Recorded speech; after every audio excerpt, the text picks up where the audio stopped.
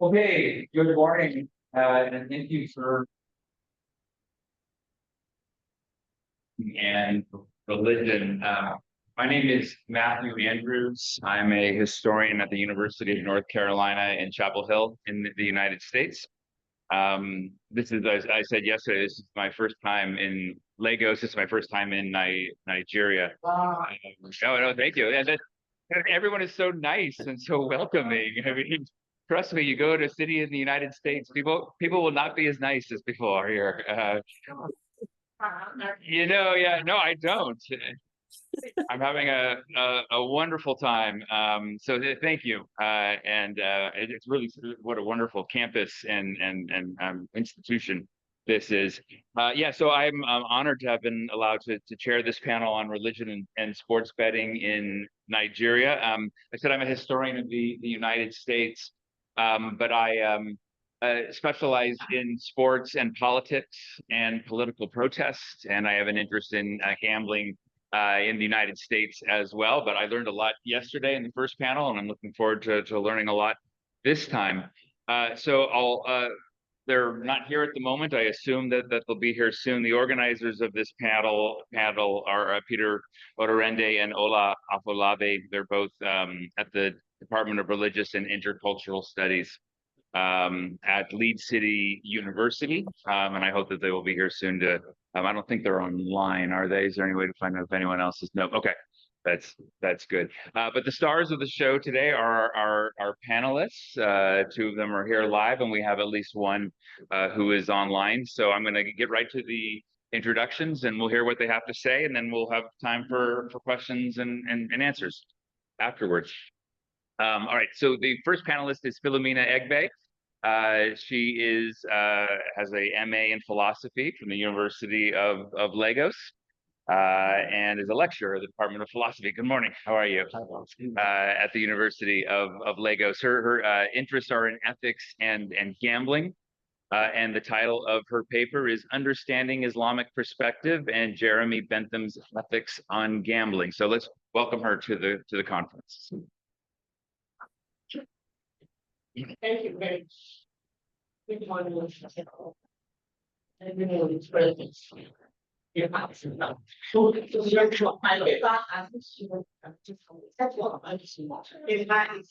under the relation of the family perspective and the Bentham's ethics on gambling. I'll just read and pause to explain from time to time. Gambling is one phenomenon in our society that has continued to attract ethical and religious attention. Ethical principles have always formed the basis of religious teachings, which has served to guide human behavior and relations. Hence, ethics permeate all aspects of human existence and activities. Gambling is one of such activities. Its practice has significantly spread across the world over the years, including Nigeria. The paper adopts a historical and analytic method. Bentham's ethics is the theoretical framework suited for the issue raised in this paper. First, it discusses the concept of gambling, the Islamic perspective, and Jeremy Bentham's ethics on gambling in order to establish the similarities and differences between them, particularly in the area of human welfare, the concept of gambling.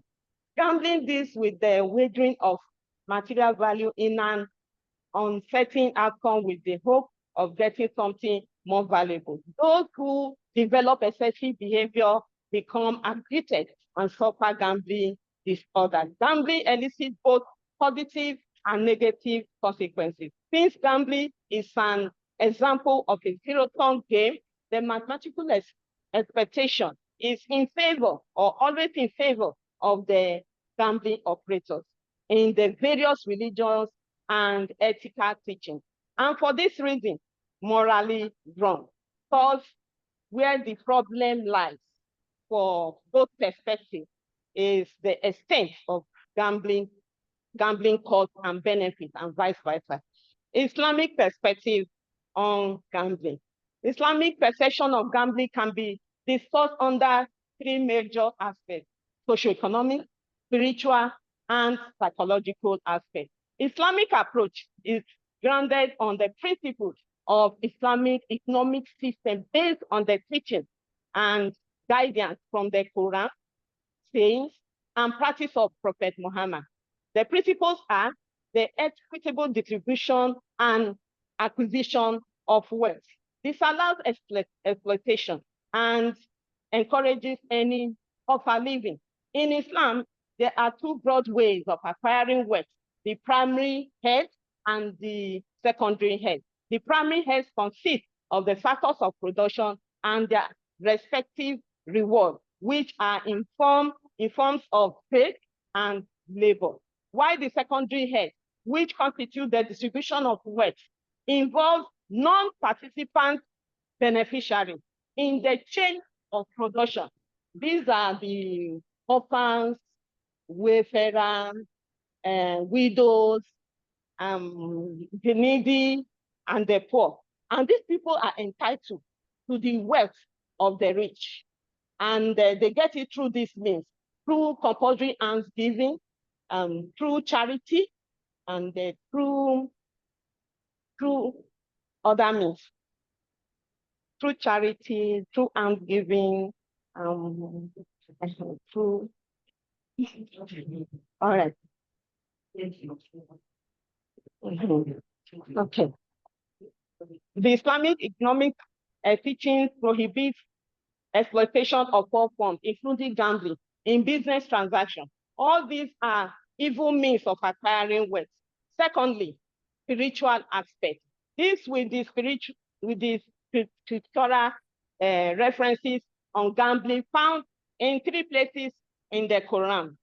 Quran chapter 201, 219. Quran chapter 4, verse 43. Quran chapter 5, verses 91 and 90 to 91.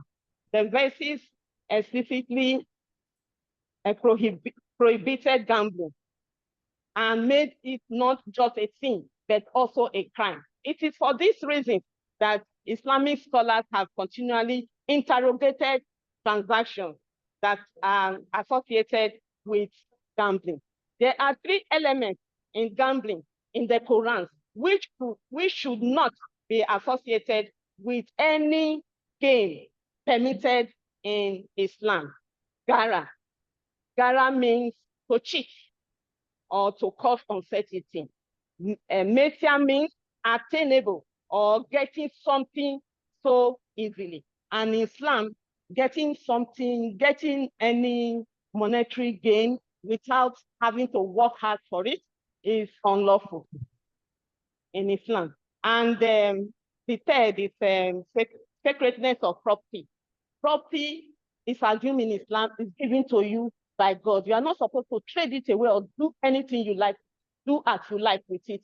But you can lawfully dispose of it or engage in equitable exchange, or through almsgiving and as gift or charity.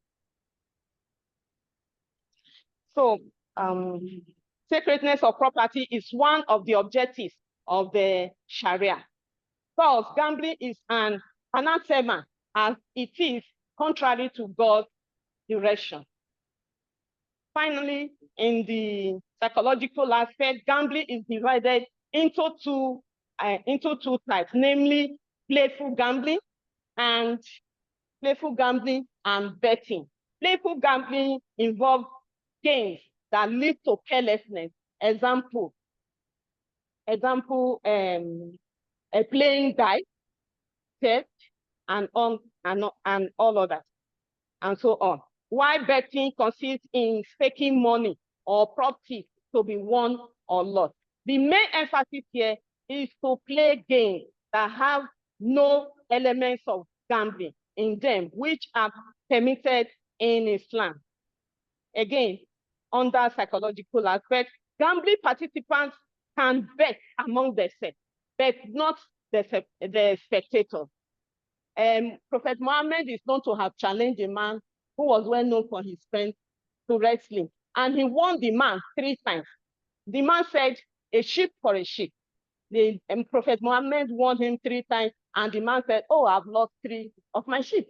Then Prophet Muhammad and his companions told him, look, we cannot win you. At the same time, take your property. Take your property and go. So the man was very happy. And there's another one they call rotational gambling. If 2 people should contest, one may one may stake his house or any property. But if that person wins, he will take the property, but he will not own it. It belongs to the community. So the next time there's a contest, we hold it until the next time there's a contest. After that, if somebody else should win it, he will have to, give it to that person. So it goes round like that. Finally, the adverse effect of gambling contributed to its prohibition. Gamblers develop hatred and enmity towards one another. Addiction turns them into unproductive idlers and loss of sense of community and responsibility to their families and to their community. So now it is against this background that we turn to Bentham's ethics and its relation to gambling. The most famous exponent of utilitarianism is Jeremy Bentham, 1748 to 1832. He trained as a lawyer, but relinquished the practice of law in order to examine law, the basis of law, and pursue legal reform. Utilitarianism is grounded on the principle of utility, or the principle of the greatest happiness. In this light, Jeremy's ethics on gambling revolves around its utilitarian value. Interpreted this way, it means that gambling is only accepted if it produces the most significant amount of good for the greatest number of people, while minimizing pain and unhappiness. So Bentham, utilitarian ethics should form the basis of law in any society. It therefore means that applying utilitarian ethics to gambling requires the critical examination of its impact on the society. How does it impact on the society? Here I have 8 points for you. 1, Bentham's theory, which focuses on maximizing pleasure and minimizing pain, deals with the ethical question in gambling through the impact on societal well-being. Hence, it stresses policies relating to gambling should be assessed based on their overall aim. 2, utilitarian ethics supports the punishment of criminals who engage in unlawful activities, like gamblers, especially when they become bankrupt, they take to criminality. And then gambling operators. There are many things they do in order to get their money, because they must make their money. They are always on the advantageous position. So to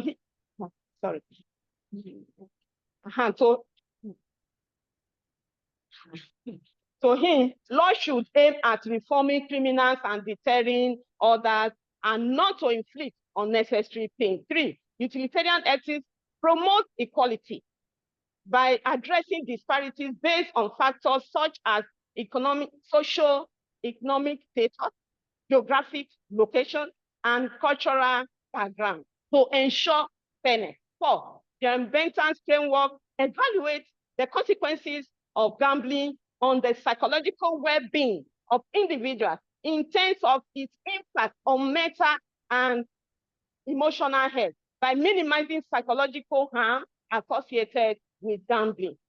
The promotion of responsibility in gambling practices.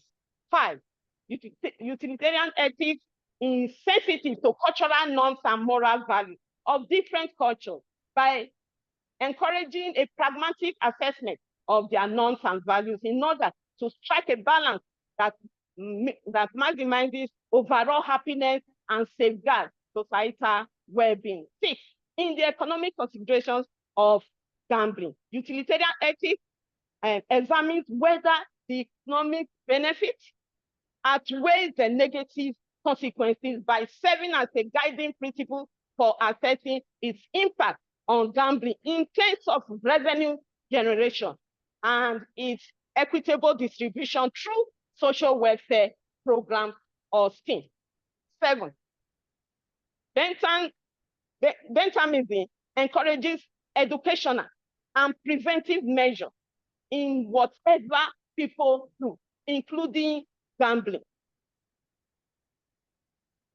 So utilitarian policy tends to strike a balance between allowing personal freedom and implementing safeguards that promote informed decision taking. Finally, 8, Bentham's ethical approach to long-term sustainability encourage a forward-looking perspective in any societal activity, including gambling, in terms of anticipating future consequences and adapting policies to ensure the continued well-being of all. Comparative analysis of both perspectives on gambling. This aspect of the paper involves the analysis of the similarities and differences of both perspectives on gambling. Similarities, I have about 6 points here. Both perspectives agree that gambling does more harm than good. 2, both positions are inclined towards human welfare in terms of preserving the fundamental necessities and societal welfare, since gambling, if allowed, can destroy these values. 3, for both perspectives, punishment is seen as deterrent and reformatory of criminals, so that human society is free from activities and practices that can cause unhappiness, like gambling. 4, utilitarianism and Islam see the need to strike a balance between personal freedom and protection from harm. 5, both perspectives align on the issue of the risk distribution of wealth in the society. 6, finally, Islam and Bentham reject uncertainty in business that involve risk. If you are familiar with Bentham's ethics, you notice that he prescribed seven criteria for making good decisions, and certainty is one of them. So he dislikes uncertainty. Then differences. I have about 5 to 6 points here. Differences. In terms of differences, while the Islamic view is divinely and religiously inspired, Bentham's ethical view on gambling is humanly and philosophically inspired. 2, the Islamic perspective on gambling can be associated with the spiritual world, while that of Bentham comes from the human source. That thus, negligence from both can destabilize society and rob it of its peace. 3, Islamic leaders encourage their followers to engage in gambling activities that are devoid of elements of gambling. However, Bentham believes in effective legislative policies that can regulate gambling activities in the society. 4, Islam, like other religions, is backward-looking, while Bentham's ethics is passionate and proactive about current and future development. 5, Islamic and utilitarian approaches to gambling utilize education to achieve different purposes, but the goal is the same. 6, both ethical dimensions cherish different forms of government that can promote each one's cause. For example, utilitarian philosophers cling to democratic government. They believe that can promote their cause than any other form of government. But for Islamic believers, any government that comes to power is ordained by God. So whatever the leader says is what stands. And finally, 7, Islamic perspective on gambling is rigid and denies freedom, while Bentham's ethics supports the freedom to choose and be held responsible. This is the hallmark of ethics. Conclusion. In conclusion, Islam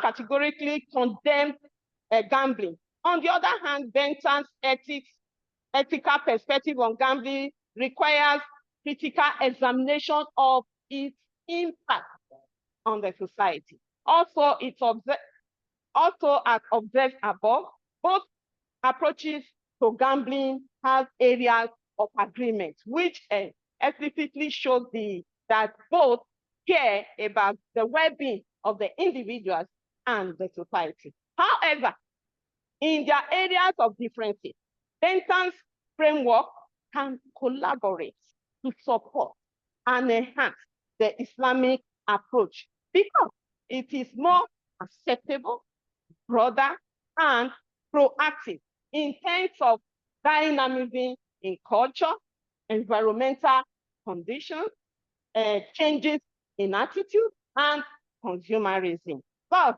these changes call for innovative initiatives to deal with the ever-changing needs of today's society. Thank you.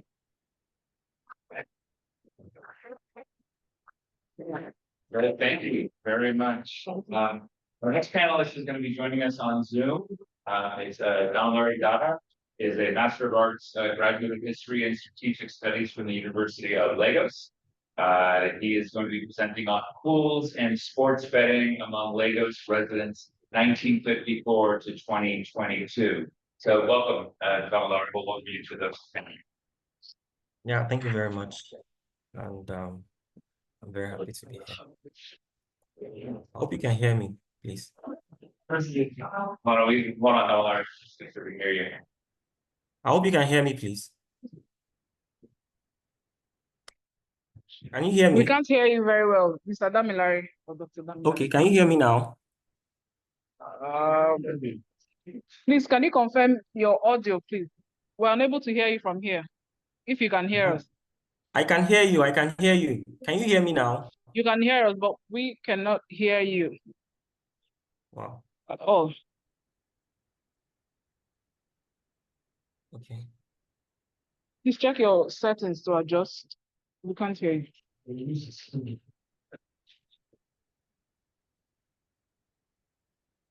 Okay. It's not So muted. can you hear me now? Can you hear me now? No, we cannot hear you, sir. Wow. But you could hear what I'm saying. Do you have a second device that you can join with? Your phone or something? Okay, let me connect my Possible? phone. Let me connect my phone. Please, can you try that and let's see if it works? Okay. We can't hear you. Okay.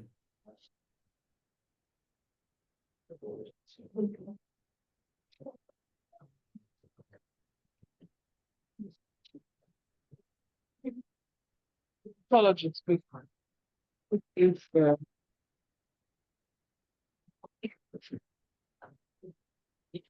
Can we hear him earlier? yeah, we could hear him earlier, but all of a sudden it just went off from his device. Yeah, but he can hear us very well. But Yes, yeah, we can't hear him. He's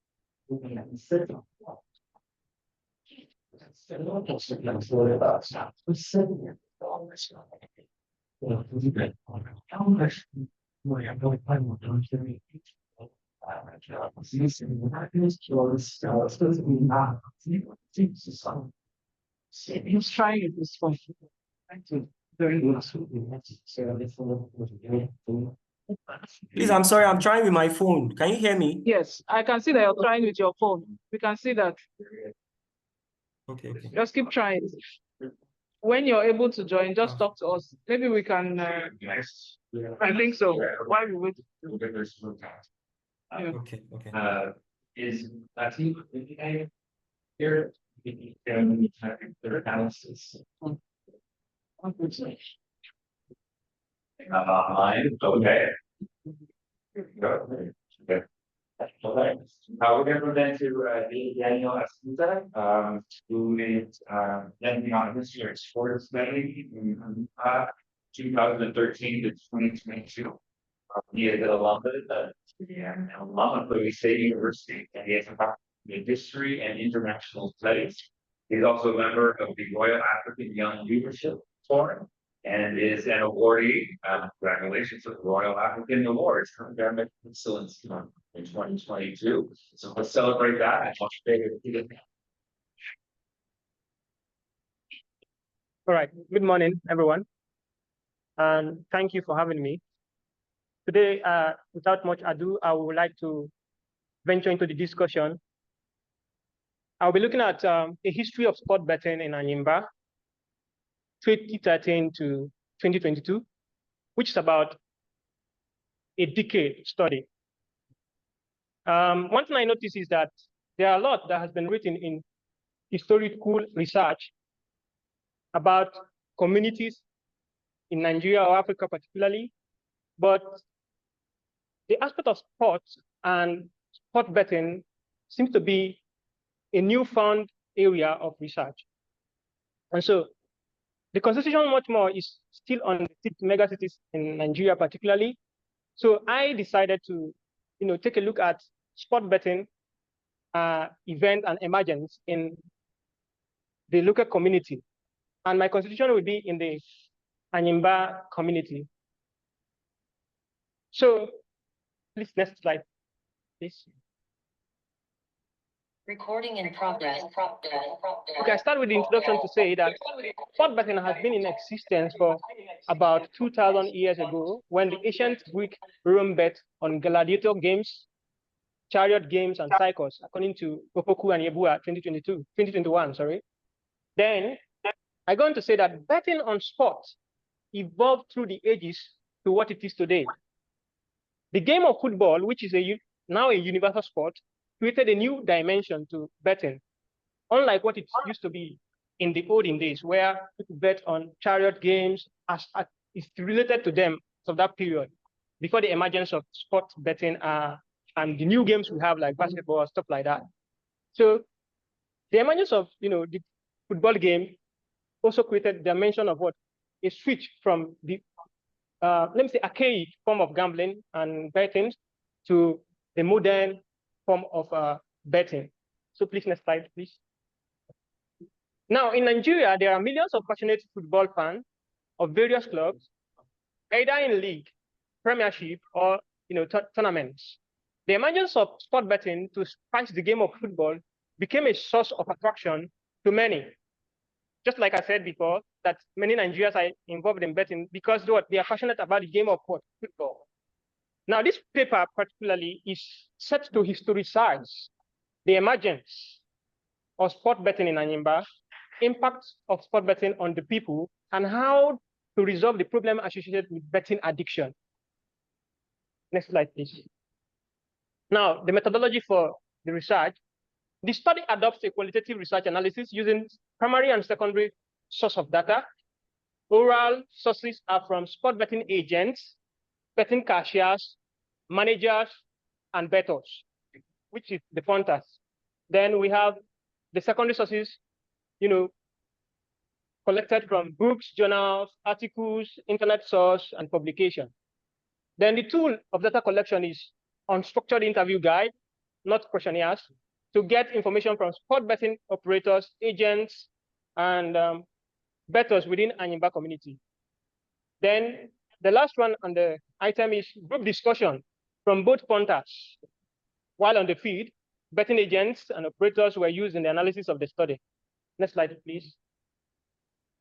Now, because it is a historical attempt to make a study on sport betting in the community, the emergence of sport betting, according to research and record, The year 2013 is significant to this study because it marks the introduction of sport betting in Anyimba community with the Sure Bet and Bet 1960.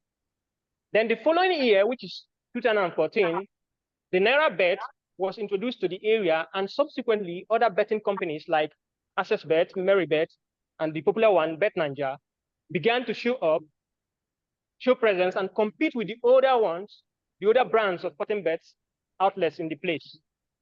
Then the presence of sport, the presence and increase of betting stall in Anyimba made betting popular amongst the people. Bettors in the area claim that betting is a reward structure for football games. So now, in the aspect of impacts of sport betting in Anyimba, it has proven itself to be a kind of necessary menace for the people, that it's of two ways. You cannot only look at the positive impact without checking the negative impact, and you can also leave out the positive impact without taking a look at the positive impact.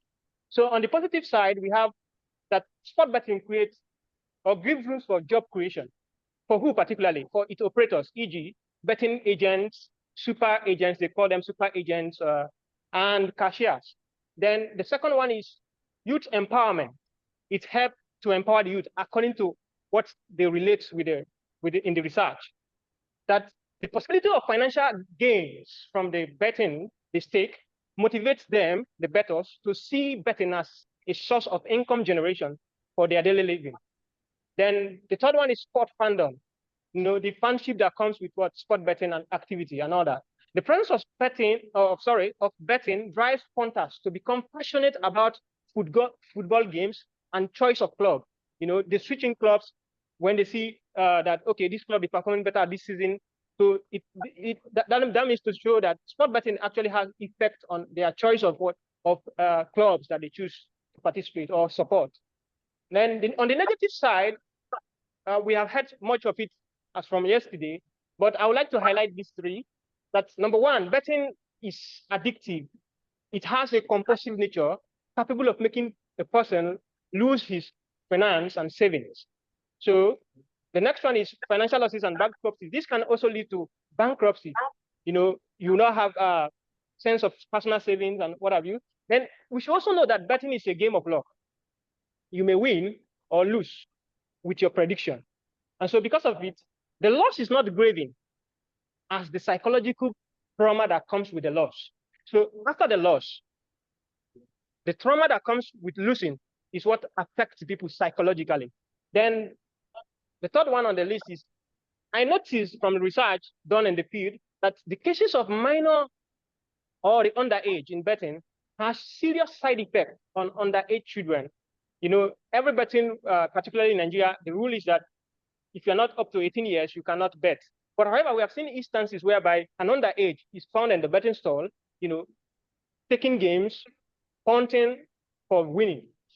It pushes them to indulge in social vices, such as stealing from their maybe parent to go and punt or bet, and they also lose interest in school, absenteeism from school. Next slide, please. Thank you. Now, tackling the problem of betting addiction. So from the research, I feel like this should be engaged. Number one, law reforms and enforcement on sport betting will help address the issue of betting engagement, in the sense that we have strict laws that will regulate the betting activity. It will help, it will go a long way to help in the activities of betting. Although we know our society, Nigeria particularly, where simple rules and regulations are not followed effectively, just like in the case of what 18 underage should not bet, but you still find some elements of underage betting in betting store. An instance of, or let me say, a replica of what, like symbols like out of band office door symbols, do not urinate here, and you still find people flouting those rules. Is also applicable in that instance. Then two is public awareness program on the financial risk involved in betting. So I think yesterday we talked much more on the religious aspect. I think the religious and social institutions should actually make public awareness about how sport betting will result into dangers. Then cognitive behavioral therapy, which is CBT service unit, should be established to help addicted bettors And these services should be handled by professional therapists to see that people that are addicted to betting could be helped, managed and advised on how to quit. Then parental guidance for minors with betting behaviors. Most of this betting that the underage engage in is not by their will. Sometimes it is by the influence of the elderly ones. Like in instances where you see a young boy or a young child being sent to a betting stall by his brother to bet on his behalf, or maybe he's learning a work in he's an apprentice of a certain person, and the person is into betting, and he can quickly send his apprentice to go and help him punt a game on his behalf while at work. So there are instances where the parent need to guide their children, tell them, educate them on issues revolving around, sport betting and betting engagement. Then the last one is agent of socialization, particularly the school. The school has also a role to play in, helping tackle the problem of betting addiction in amongst children, prioritize caution against betting behavior, and what have you. Please, next slide. Now, conclusion. This paper, A History of Sport Betting in Anyimba, 2013 to 2022, examined the emergence of sport betting in Anyimba community, the Kina local government area of Kogi State, the impacts of sport betting on the people of Anyimba, ways of tackling betting addiction among the bettors. The finding of this paper shows that betting in Anyimba is an economic and social activity. However, addiction to betting can cause psychological challenge and, most importantly, financial loss. Hence, the need to tackle the problem of betting addiction. Thank you.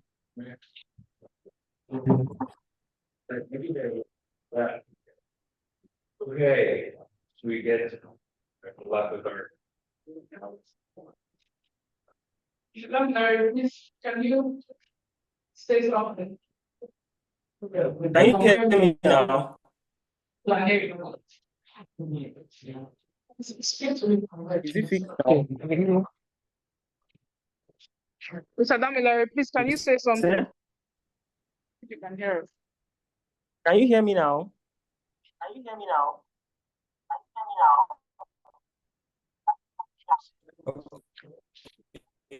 Hello, sir, are you there?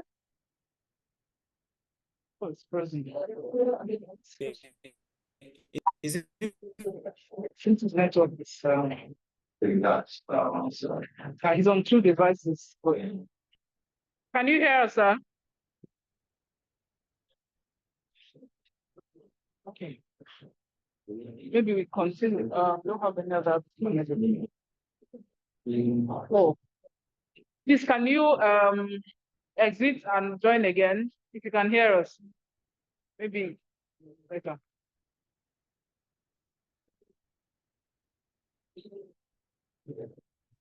Oh no. It's just static. It seems his network is. So he can't hear us now, We can't even see any movement from his end and nothing. So I assume. Oh, one is off. Can you hear us, sir?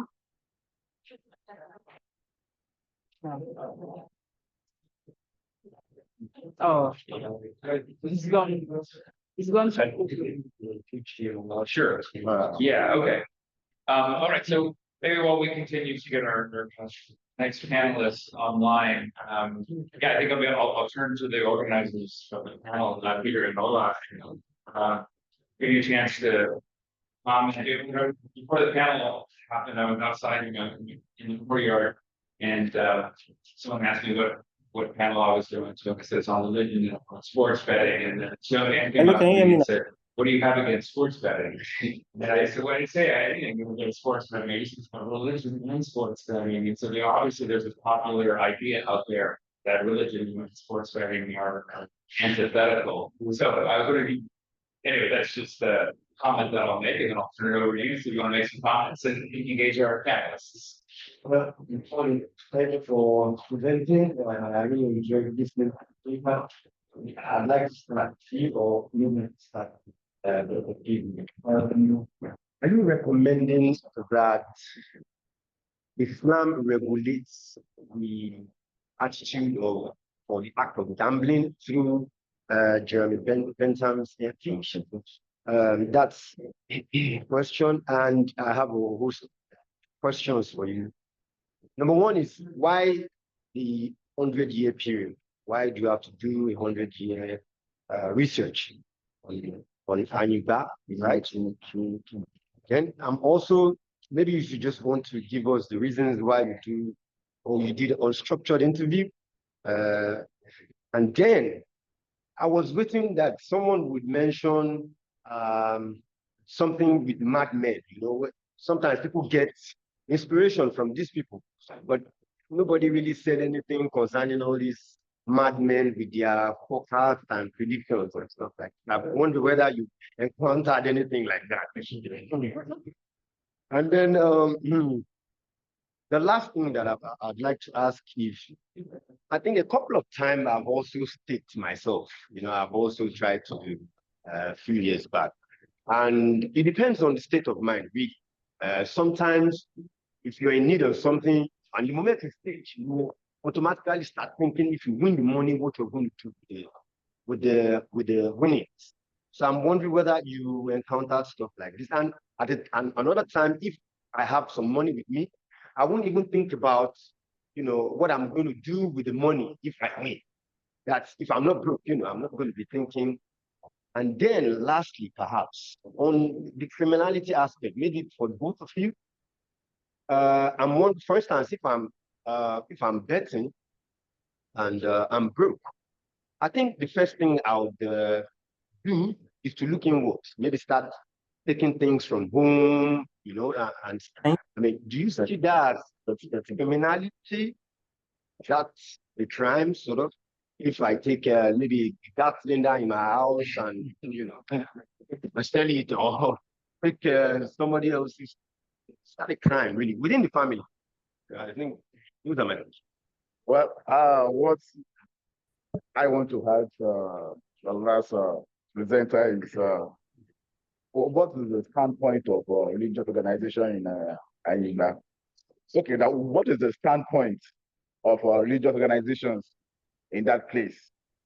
Are they trying to encourage it just like yesterday, in which we were told that even the pastor is even one of the strong man and Betty? So what's the standpoint of religious organization around that area?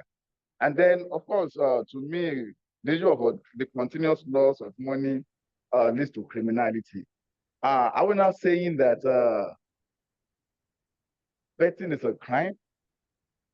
Or can betting lead to crime? I don't know, because even loss of job as well can lead to crime when you don't have no source of income again. So are we not criminalizing betting?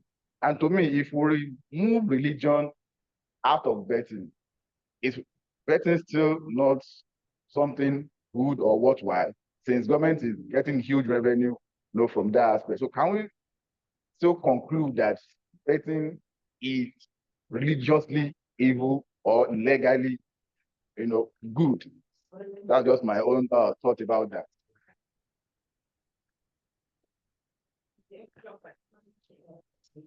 Changing attitude, whether to recommend the treatment Islam came into existence in the 7th of 8th century. Islam came into existence through Prophet Muhammad. And these things are in the Quran, and any book in the area of religion is everything that is written there is like permanent. You cannot change it. You can only follow. So that's why all religions are backward looking. And since compared to the kind of society we have today, you can't compare it to what existed in the past.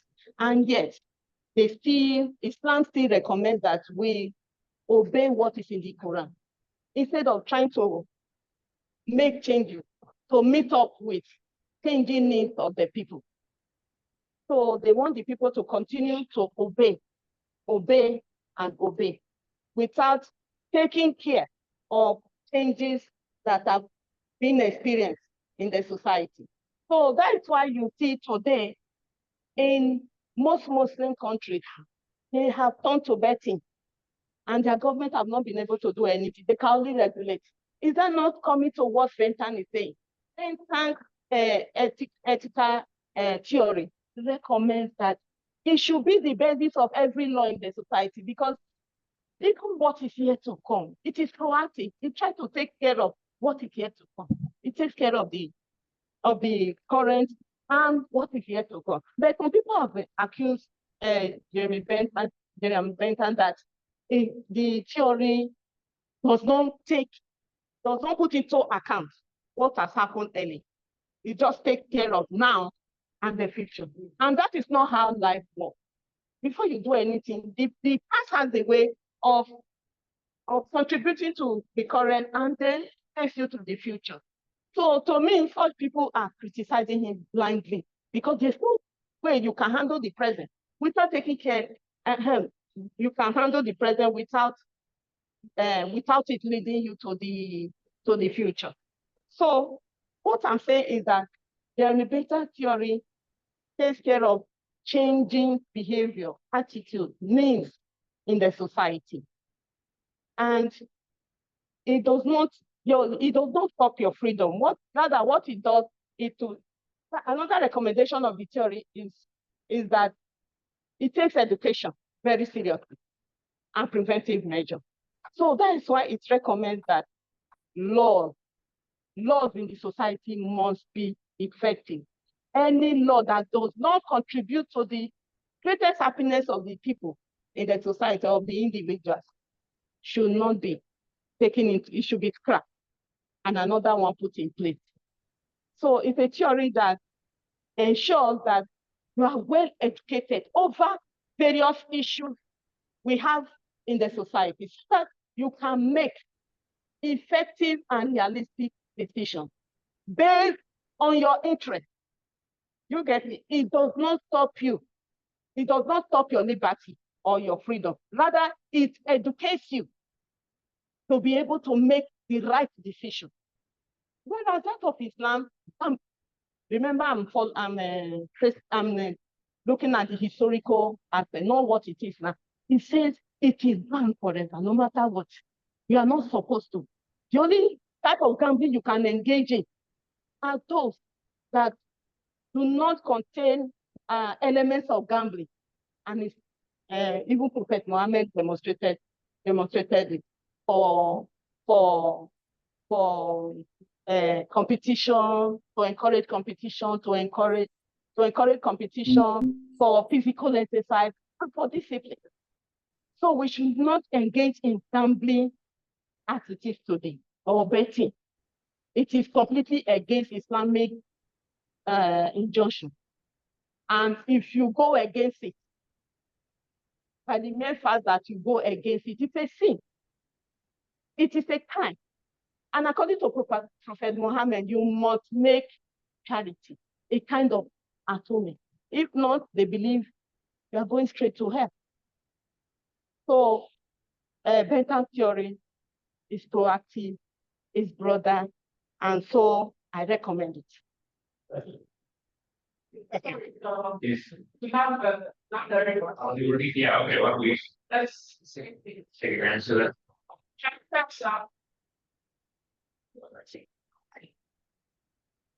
Can you hear us, sir? Oh no, sorry. Just two devices. Can you hear us, sir? I can hear you. Hello, everyone. To the questions, let me start with my scope. My scope is not actually a century study, it's a decade, 10 years. Yes. So because it's due to the fact that it is a contemporary study in recent time, and we are looking at the emergence of sport betting in that community. And it actually started in the year 2013, according to the records and findings of the research.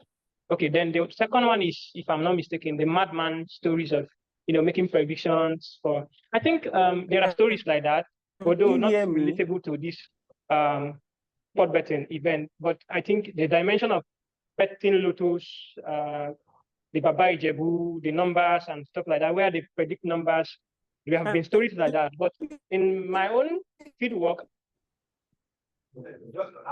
Yes, sir. I can hear you. Can you hear me? They have animals that produce simply for some time. People should have this, okay? Whether they wasn't to me. People do that as well. All right.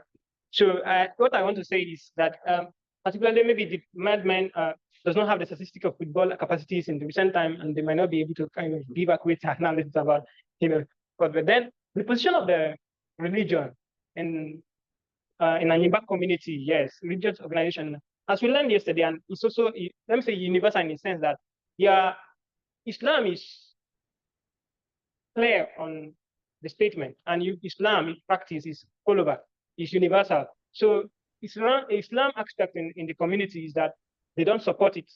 But however, in my field work, I find out that there are Muslims that are engaged in sport betting. In fact, I met with one guy who is a devoted Muslim, and he told me that he's trying to quit sport betting, but he cannot because though he knows that it's against religion, but this is the way he finds money to keep living daily.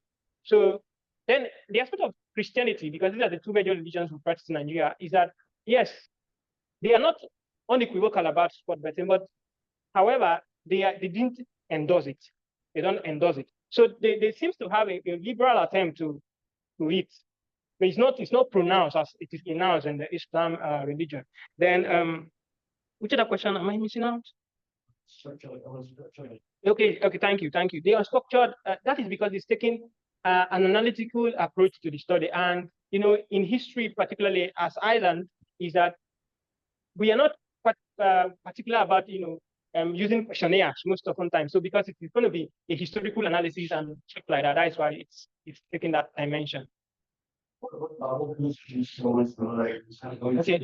Okay. This taking the criminality aspect, that if you start taking your stuff and selling them to, it boils down to what can I say, the addiction, that you cannot leave the addiction when you're into it.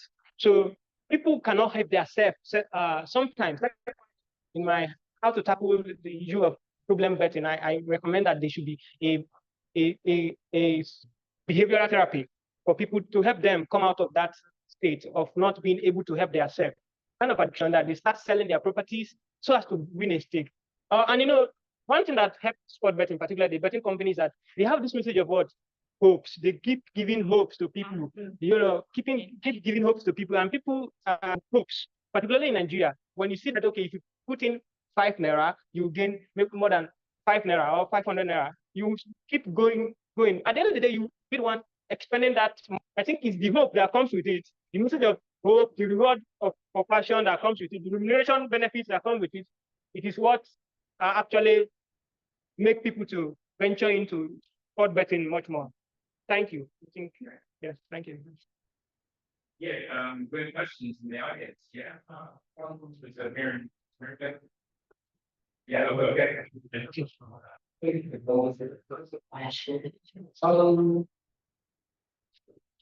I think maybe it was because of me not being completely present, but I kind of had a personal issue with you prescribing the use of a bentham